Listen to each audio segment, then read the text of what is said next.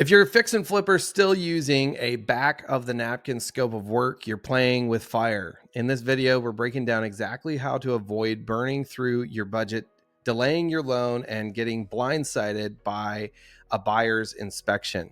I've seen investors lose thousands, sometimes even the deal itself, just because they missed one critical step.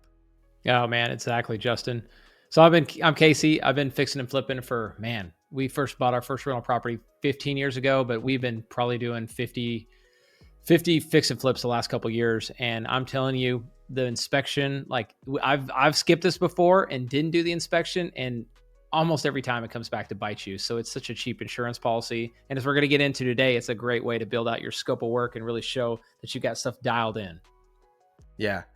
So today we're gonna show you what actually makes a scope of work fundable. This is Casey's area of expertise, is making sure that his presentation of the information is fundable. All right, so I've got a real inspection that was done on one of our properties that we've funded already, and my goal is to just we're going to go ahead and pull it up here really quick. I'm going to pull this up. So we got the inspection here, and then I've got our scope of work template here, and we're going to just work through the items that we see there and kind of talk through what would need to be added. Obviously, this is not necessarily your market, right, Casey? You're primarily Wyoming, so some of the price points may be different, right?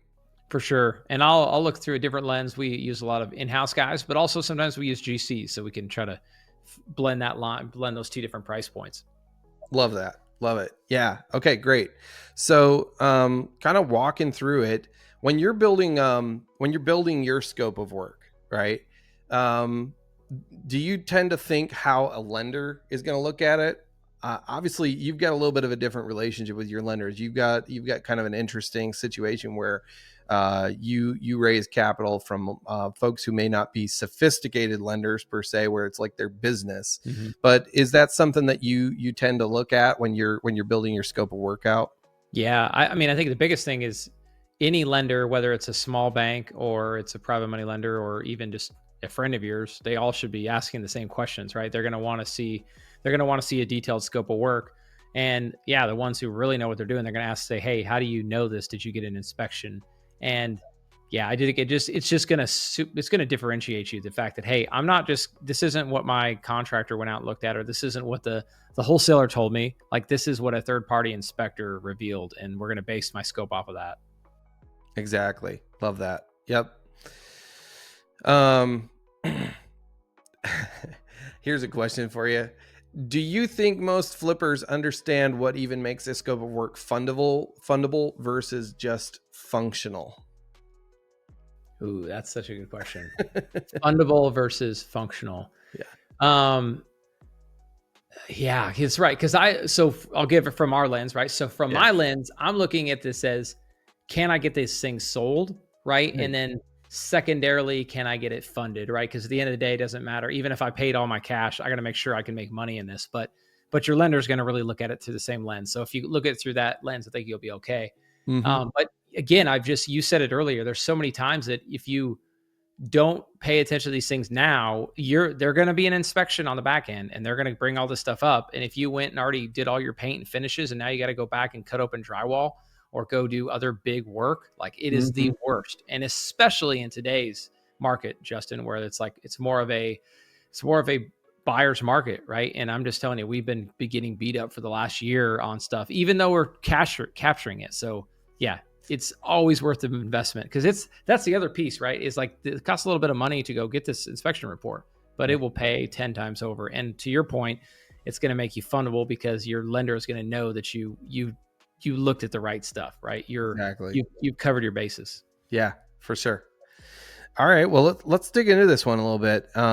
So tell me, where you want to go first. We're gonna how would you look at this particular inspection report?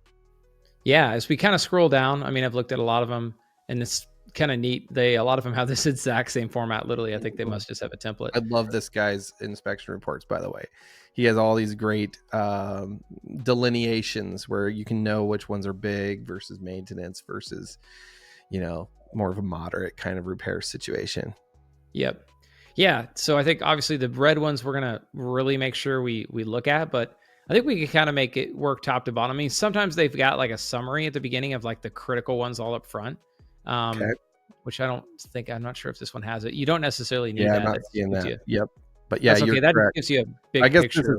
I guess this is kind of his summary there, where he's basically talking about the where he found issues, and you can go directly to that issue, which is Ooh, nice. So ooh, that is nice. he builds out Actually, a that's great a great way to report. do it. I Yeah, think that's what we should do. Let's just go line by line, and then we can love it. know. Okay, Um, so here we so this go. one was okay. So asbestos shingling, moderate concern, and paint and caulking, poor condition. So yeah, so there may be health. I'm just reading what he said. There may be health concerns. In order to determine whether or not asbestos is present, I recommend having it tested. So yes, this is a good point. And again, a lot of times you will leave the asbestos shingles just because you don't want to move them. It's more Right. cost to move them because then you got to like get the hazmat suits and all that and Yeah. properly dispose. So, but it's good to I would get it tested so and then that way you know how to handle it. So that would be probably under miscellaneous test for, I don't know, Yeah, asbestos. asbestos. Boom. Okay. Yeah, We can add more detail later. for sure. And then paint. So that's pretty common, and that's going to be one that you're going to have to do, right? The paint caulking to get financing, assuming you're not going to wholesale this thing. If you're going to sell it to an end buyer, that's stuff that they're FHA, all those, they're always going to nitpick you there. Mm-hmm. So you're going to need to do that. But the question is, are we going to have to do a full paint job? So I think for now we'll circle back to that. But we know we're going to have to go touch up these spots regardless. Sure. But we'll have to balance if we're going to fully do a whole new paint job. Okay. Alrighty. And that's under siding, so we can go into our exterior here. Let's see, we got siding and exterior walls, paint and caulking. Boom. There you go. So damaged pieces of siding. Okay, this is where it's going to help us start to understand. But this just looks like a couple of them. So for now, this just looks like repairs from what I'm seeing on the house. Sure. But again, without seeing it, this is also where I would rely on my contractor. For sure. Yeah, that would be the best way to do it. Okay. Alrighty. All right. So the next one, as we look at, concrete cracking. Yeah, this is probably something that just kind of is what it is, but it is good to know. Yeah, definitely. If it's really bad, maybe you do something about it. But this is more like this is part of life. Yeah. So. Yeah, for sure. And then the guardrails, again, that would just be something you'd tighten up. This is one that I wouldn't necessarily. So there's a little bit of strategy sometimes too. You don't do all these little things, right? For sure. And then you wait for your buyer to call it out, and then it's an easy give. You know what I mean? Sure. When you're under contract. So that's might be one that I might, but that's such a minimal one. I wouldn't worry too much because that looks like it just needs to be tightened up, and a handyman could do that in 15 minutes. But the soffit fascia, again, that's good to know with I kind of put that under sort of the siding exterior. Okay. So it looks like it would just be sort of repairs. Yeah, there you go. Oops, I spelled it wrong. There we go. Okay. Grading. So that's one, again, you're going to have to address. You can do it now or you can do it later. Yeah, and that one's going to actually... Because I don't know, this is probably going too much in the weeds, but I also look at sometimes, am I going to hold this as a rental? Because some of these things won't impact your rental, and you're like, I'm not going to do that. Sure. So, but a lender's going to make you do it to sell it. So, but this could also jeopardize your foundation and leaks and having flooding. So this is one I would definitely address. And it's typically not super expensive to just go bring in some fill dirt and do this. I swear we get this on almost every single foundation. I bet 90% of the inspections have this in here. Yeah, right. Yep.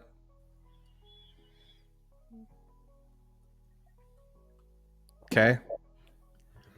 In vegetation and close contact, again, that's whatever. If they can knock that out while they're out there, great. But again, it's one you wouldn't have to do. Such a small little piece, depending on how messed up it is. If you got crazy amounts of vegetation versus just like this one here, that's little nippers. Yeah.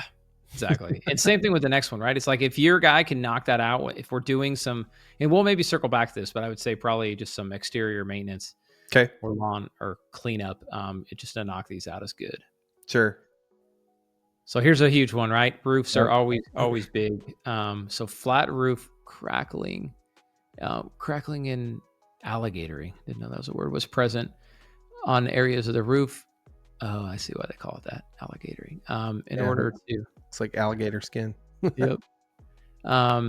Okay, yeah. So this will be a one that you'll definitely want to go. This is a huge one of the big ones you're always looking at, right? Is the roof, and it's a negotiation point on your side when you're buying, but also there's sometimes too where you just know you're gonna have to deal with it. So Yeah. the question is it a replacement or is it a repair? So that'll be one you'll have to confirm Yeah. with a roofer. Sure. But you can see the repairs. Yep. So lots of different ones. The roof. Yeah, that's another one. I swear every single roof vent always Spray gets foam. That's a good one. Wow. That's spray foam on the roof. Wow. Okay. Yeah, this one is kind of looking like this one's going to need to be replaced based on everything we're bringing up. Yeah. So yeah, I would probably budget for a roof replacement here. Okay. Because that's the biggest one people are going to point out. That's pretty big. There's enough going on there. But again, if it's a rental and you haven't had any leaks, like I wouldn't mess with it. I'd be like, sure, let's let this ride. It's insurable. Defer that down the road, but sure. All right. And then, that's another big one too. And this is a really good point too, because sometimes you'll budget for a roof, but then you realize the decking isn't, and a lot of times you don't know that until you pull it off, and then it becomes several $1,000s more because now you got to redo decking. So I would probably, again, your roofer should be able to give you a better idea, or that'll be part of your contingency is replacing. And I happen to know on this particular one, there's actually a cracked rafter that was able to be replaced on this particular one, but that's likely what was causing this sagging in this one. But that's something that's discovered later on. Yep. Yeah, I think these other ones are just all stuff that roofers are going to do. The ceiling sealant, that's just something that you're going to probably be all part of your roof repairs. All part of the roof, yeah, sure, yep. Okay. Debris, yeah. Again, this is one that whatever you can. Well, that'll get knocked out if you're replacing a roof. Yeah, right. Okay. Downspout. Yeah, that's one that they're going to typically ask for on an inspection. It's one you could wait till the end and wait to call out, but it's something you're probably going to have to do. So if you're just being diligent, I would definitely budget it for it. So Got it. Or gutter repair, I would say. Let's see. Do I have my gutters on here? Let's see. Guess we'll just and gutters.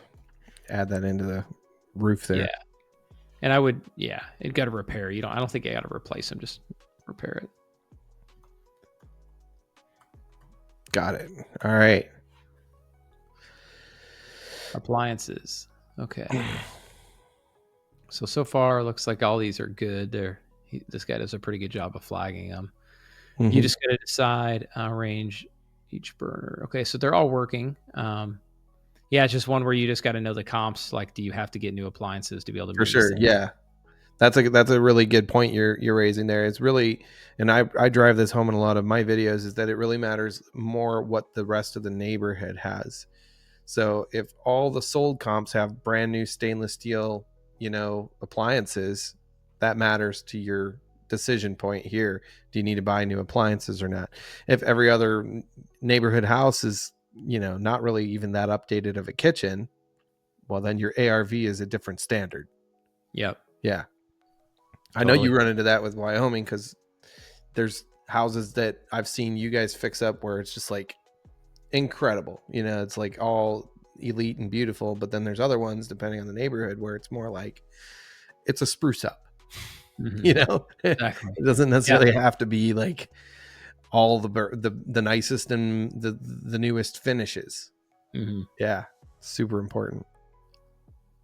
Yep. So handles, water stuff. Us is all just little. Yeah, these are all just little handyman, or these are honestly little punch list things that you're probably going to be giving to your guy at the back end. Okay. Of the deal.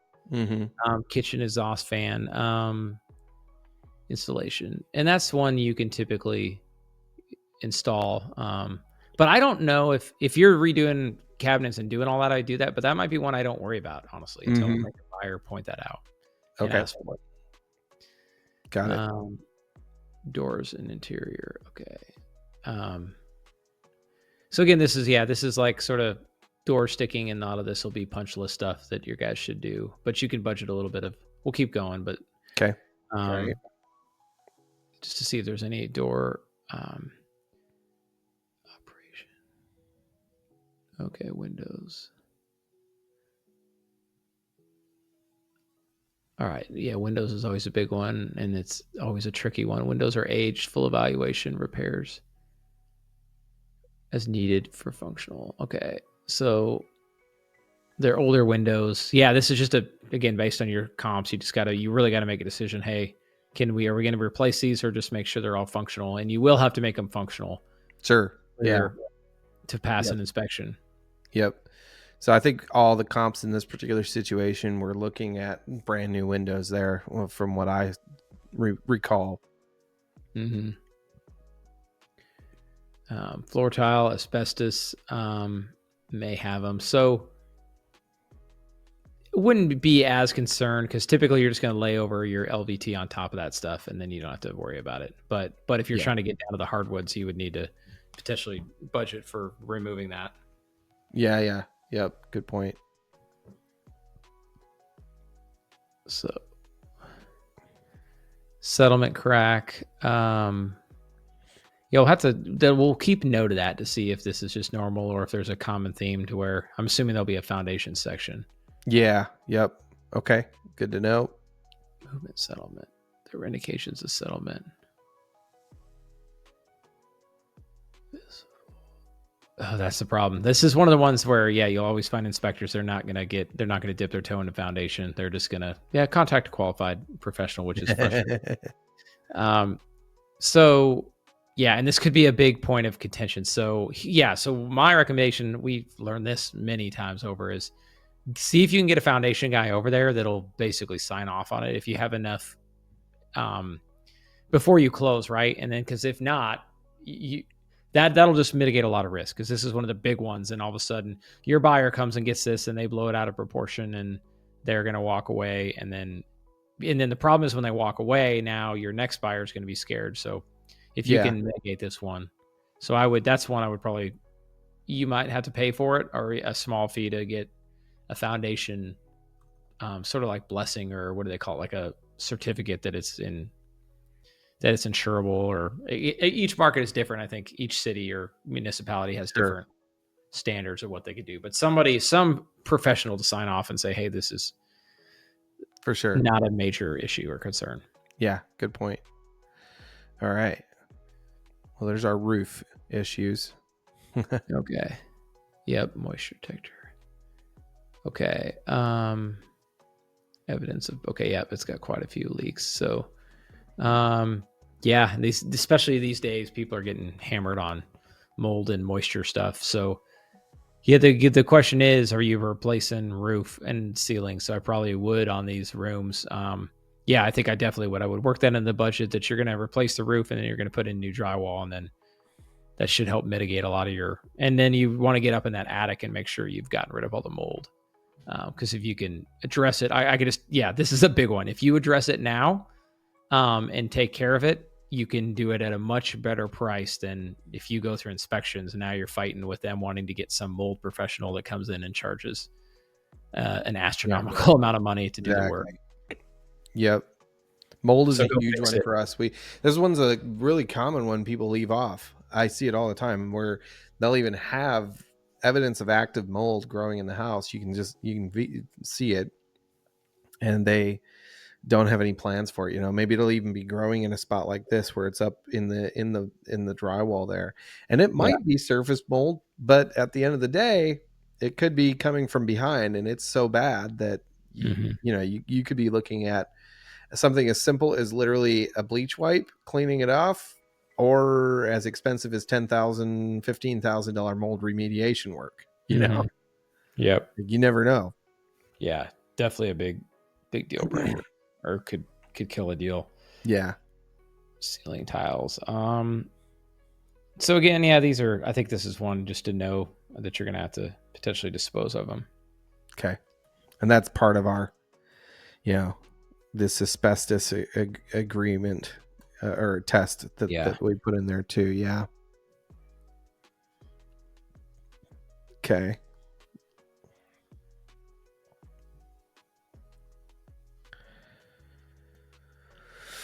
All right. So now we're into electrical. All right. Moderate concern, frayed bushing. This is another tough one. It's like, it's just, what are they going to call out? Like, so I just try to look at what are the big electrical ones that we got to address, but like these ones are just kind of little repairs. Maybe let's keep going. And you may or may not have to do them, but you can also just budget a handyman repairs and budget whatever, several $100 or $1,000 to, I would just start with electrical repairs or sort of minor repairs. We'll see actually as we go if they're minor or major. Yep. Double taps. Double tap. Okay, multiple. Got it. Yeah. So again, this seems scary, but again, a normal electrician can usually fix that pretty quickly. Got it. Again, that just falls under electrical repair, so that's good. So. Okay, cool. Agreed.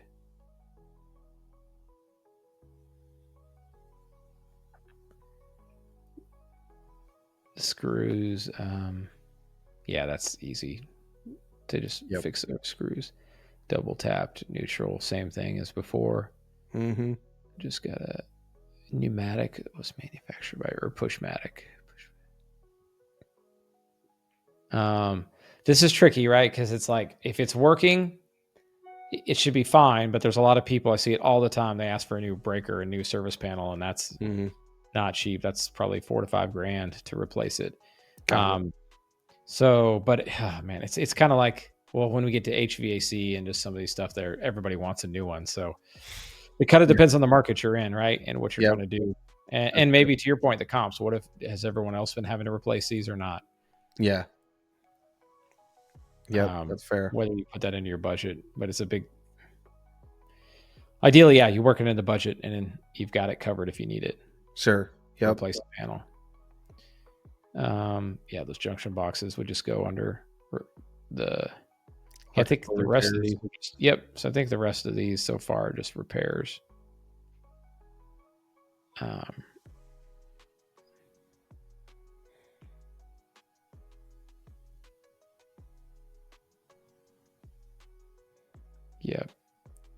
And then we'll probably just put in a possible panel replacement, but we'll see if they have anything else. Okay. I think all these so far are just easy updates. Repairs. Yeah. GFCI. That's almost always happened. The GFCI. Those aren't hard. Yeah. Okay.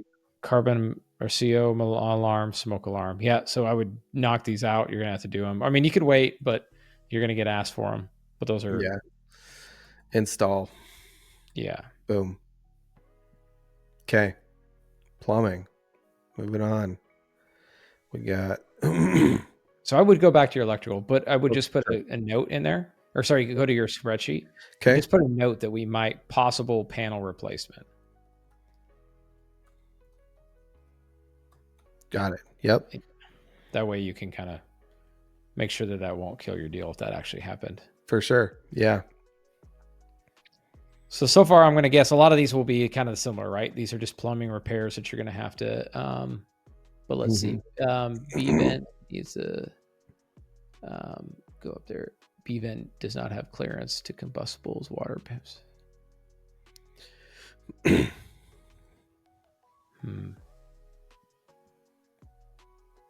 You might, that's a funny one.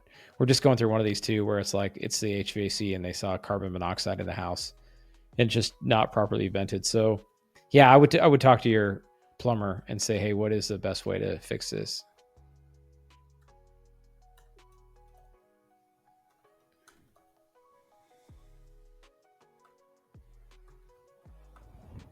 B-vent, address B-vent,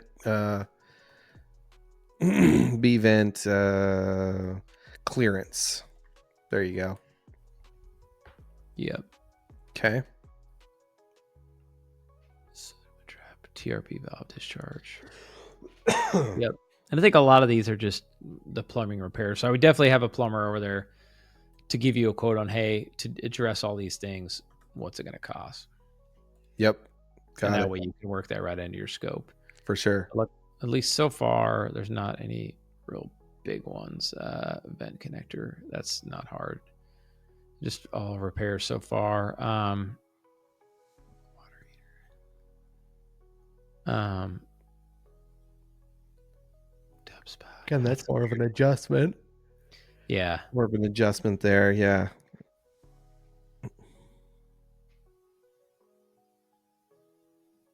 Got it. And that's just a little repair too. Mm-hmm. Okay. So primarily just plumbing repairs really is the main thing. Yeah. Okay, cool.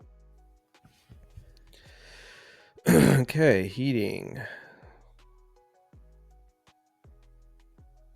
Let's see. Temperature readings. Okay. I do like that they could just go get it clean and service. That is a good idea to do that, because then you can have it having that documentation ready when you go to sell is going to keep them, because if not, they're going to ask you for it. Yeah. Yeah, that would be worth looking at to see if it is how major of a deal. But again, yeah, I would have your same HVAC guy just certify the whole system, including the ductwork. Got it. Or service, basically. Yeah. Got it. Same with this. That fits into that, right? Yeah. Yep. Okay. Cool. Oh, nice. Well, okay, at least it's on not to cooling. Oh, no air conditioning installed. Got it. Which is a lot of markets very standard. So looking at your comps, do your comps have AC? Mm-hmm. Insulation. Okay. Got it. Yeah, I think that's nothing too concerning there. But okay, so the crack, all cracks are recommended to be sealed. Okay, and that's the thing too. I think your same foundation guy that we talked about earlier can kind of get out there and just verify that all it needs to be is sealed. Okay. And then that a good question on this. We're throwing this on the scope of work, right? So how would you typically handle? Okay, well, I'm going to get the inspection, but what if it comes back I need to do more? You just add that into your contingency. Yeah, I mean that's what I would get before. You get that done before. Yeah. Yep. You might be working in terms of timing with your lender beforehand and say, hey, this is a question mark right now, but sure, we'll know the answer. Yep. All righty. This is a good one too. When you see, I've seen this before and it's gotten called out. Conducted by yeah, because a lot of these are not really issues and not hard to fix, but when it gets come here, if you don't fix it now, then they want some professional to come in there and overcharge you for it. So yeah. Yeah, I would, if you could stabilize it and make sure that's something I would knock out ahead of time, because then it won't get brought up and it's going to cost you less. There's my framing. All right. Fix sagging floor joists or something. Floor joists. Okay.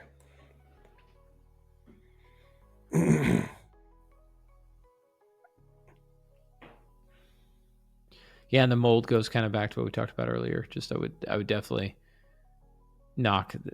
clean some of that up while you're taking care of it. Yeah. We usually go, like, as lenders, we usually ask for a mold company to go by and look at the property and decide early on. You know, that's one of our inspections that we require before we fund it, is we're looking for, if you've got evidence of mold, we want to make sure that it's not a bigger issue that's going to cost you a boatload of money. So have the mold inspection done beforehand. That'll help define, is it a 10,000 fix or just a bleach wipe? Mm-hmm. You know? Yep. So, inspection from mold remediation company or professional of some sort. Got it. Okay. Yeah, the piers. It's a rough looking piers. No kidding. Yeah, same thing. I would be my foundation guy. I'd be asking him out there, is this an issue, and kind of can you give like a sign off on it? For sure. Yeah. Unconventional. I like that terminology.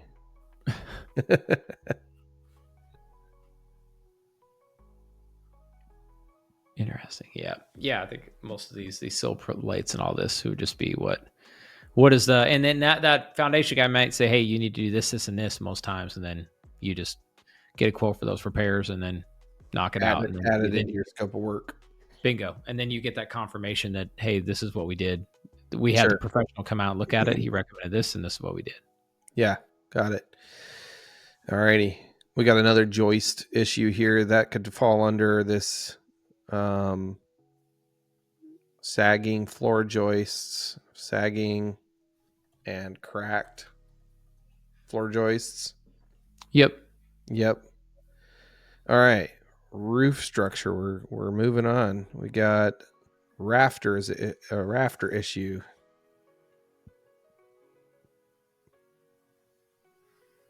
Got it.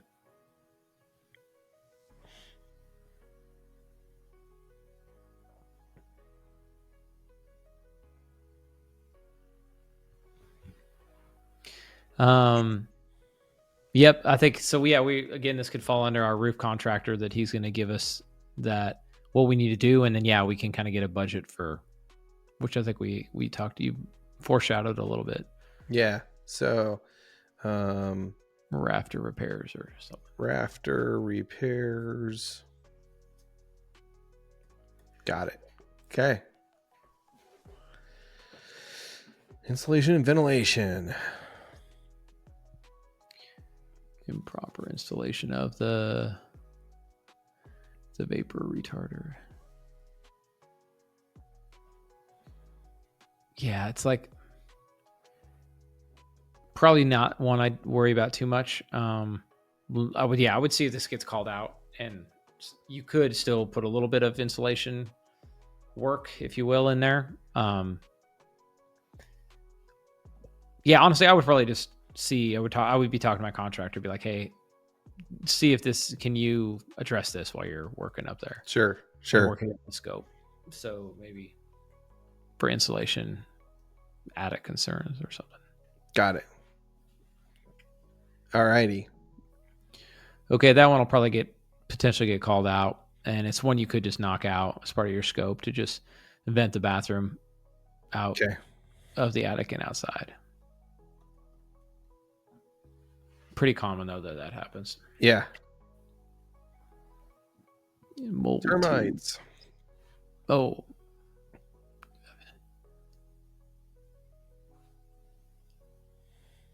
Okay. Yeah, we don't get this fortunately as much in our area. So yeah. But yeah, termites are common in Ohio. My gosh, all the time you run into this. Yeah, so not as much experience here, but I would definitely take the advice of the inspector and get them out and be another. Unfortunately, you're going to have a lot of other professionals come out here, but nice part is each one of them should be able to sign off and saying that you took care of these things so you can hand this off to your end buyer. Yeah, so what we usually do for these, because obviously they're a big one and it's a common one we run into in our markets, is we always tell them we got to get a wood destroying organism report from a licensed inspector in the area. Get it signed off saying that it's either not active or what the treatment plan should be to get it taken care of. And there you go. Quoted and added in. That's a huge one because, you never know how big an issue it ends up being. And, they could be destroying your house. Or it could be nothing. It could be one little tube. Alrighty, this looks like, we got, we're now getting into like standards of practice, blah, blah, blah. Talking about things that may be part of his normal scope of inspection and that might not be there. But okay, so we've now built out based off of the biggies. And I guess my question to you is, obviously a lot of this is more like the major issues. And how would you typically handle, say, the cosmetic choices and things like that? You're building that out. And is that primarily you're looking at the neighborhood, you're looking at your comps, you're looking at what's the call for in that neighborhood? Yeah, this is where I 100% rely on agents, and that's why my model is I'm able to scale and do this across Wyoming in different states. But these are questions I don't answer myself. I'll rely upon a local agent that can walk it, and I'll let them. Well, I mean, almost always my contractor will walk it with that agent, and they could walk through and kind of build out the remaining scope. The agent could be like, "Hey, I want this."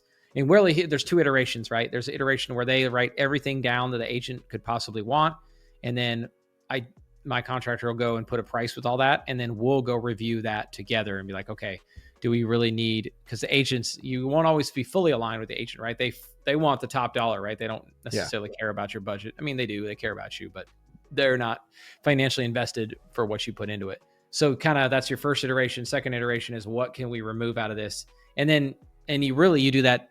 Ideally, that can be a three-way call with your contractor and your agent. Be like, hey, if I remove that, that's saving me $5,000. Is that really $5,000 of value? And that's Yeah. how we typically approach No, it. that's fantastic. I love that. Um, so really, okay, so you're what I would consider, a career fix and flipper. You've got this nailed down. You got your systems and your processes. What's your advice to all these, younger fix and flippers who submit looking for funding and they don't have a contractor picked out yet? They don't have an inspector relationship, and they don't have a realtor relationship. Great point. Yeah, where I thought you were first going to go is to say the first most important thing you do is what we're talking about today. Get your inspection. That's going to save you, and don't go cheap on that. I've done that for too many times where I'm like, I don't need an inspection, but pay the money, get that done. Yeah. And then that's inherently the biggest risk is not having those two components. So if you don't have them, you need to figure out who does. And I would highly recommend partnering with somebody else on the first deal, because this is why fixing and flipping is so risky. Is you're working with a contractor for the first time that seems great, has all the right answers, and he's excited to get work. I'm just telling you from experience, so many times that we've gone through multiple iterations of contractors, and it's a battle. So I would not do that. Try to do that on your own starting out. I would go partner with somebody, or go to a community, or get a very, very strong referral of somebody who they've used. And then when you interview them, be like, hey, how was this guy? Like, I know no contractor is perfect. Like, how do I work with this guy, and what are his flaws? Because they're very rarely you're going to find the perfect contractor. And if you do, he's going to be way more expensive, and he might, right. It's not going to be perfect. So ideally you want to figure out, hey, how did you work through these issues with him? And if you can know that, then that's great. And then agents in general, the same thing, really. I'd be getting referrals from other investors in the area. Hey, who runs conservative ARVs? Who is able to kind of estimate rehabs and knows the fixing and flipping game, right? So, yep. Yeah, I actually made a video about the 3 most important partners that you need to get when you are first starting out particularly as a fix and flipper investor. First one is your inspector. Second one is your contractor. And the third one is a realtor who knows how to comp. Like, that's the key. There's so many realtors out there, and there's a lot of people that get their license, but they don't actually know how to comp well. And so their ARVs are not conservative. They're based on their feelings. They're based on, erroneous comparisons with lots and lots of properties in the area that may or may not be truly comparable. So, you got to know what the comping guidelines are and look for a realtor who abides by those. So if you're looking at their CMA, and their CMA includes a house built in 2024 for your subject property that was built in 1970, that's not really a win. If you're, obviously in your area, we've talked about this, you've got huge gaps and distances, but you're out in Wyoming.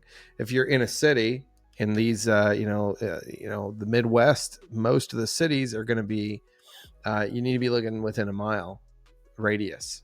You don't want to be going, like in your situation, 20 miles out, because there's literally nothing between the houses. But you do, in the cities, you're going to be wanting to be very close. You want to make sure that you're comparing like with like.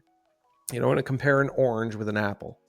Yep. It has to be comparable, and your realtor needs to be, really conservative on that side of things. And if you need help with comping, that's one of the advantages of working with us, is we're going to be actually looking at the comps ourselves and giving you an opinion. That's one of the powerhouse things about, if you're newer and maybe that's not your strong suit, is we can help with that.